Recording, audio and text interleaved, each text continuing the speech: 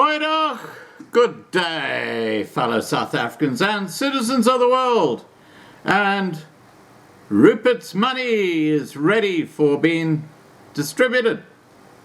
And I'm going to put a link directly below this video in the description where you can actually go if you're a South African small business who's been hurt by this lockdown.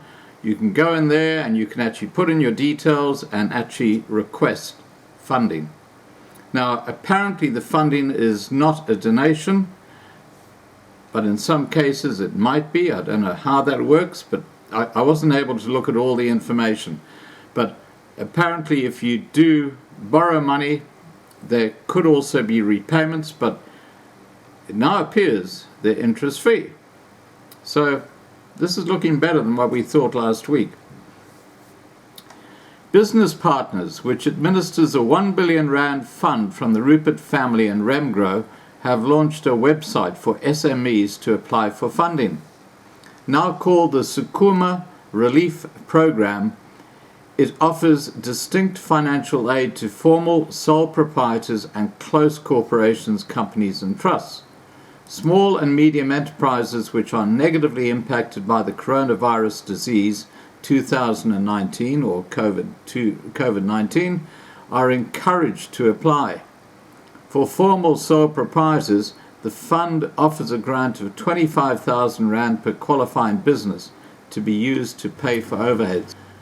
Closed corporations, companies and trusts can apply for financial aid in the form of an unsecured interest-bearing loan of between 250,000 rand and 1 million rand, coupled with a non-repayable grant of 25,000 rand per qualifying business. The loan portion will be interest-free for 12 months with no repayment obligations during this period. To qualify, businesses must provide evidence of financial activity prior to the COVID-19 outbreak, be tax compliant and abide by the necessary regulations. Now, what those regulations are, I'm not sure.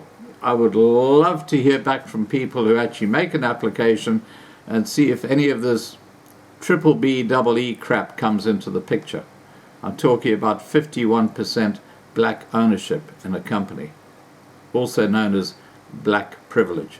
But I wasn't able to dig down that deep in the form because I didn't have a bank account in South Africa and all that sort of stuff, so I couldn't go to the next page.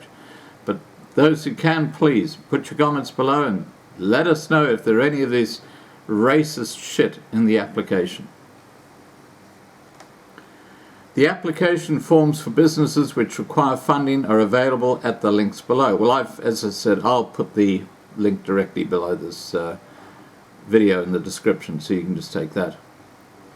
Business Partners said, "We have made our process simple and fast. You can expect to receive the financial aid within 7 working days of your application. The time frame, however, is dependent on a company submitting all the required information.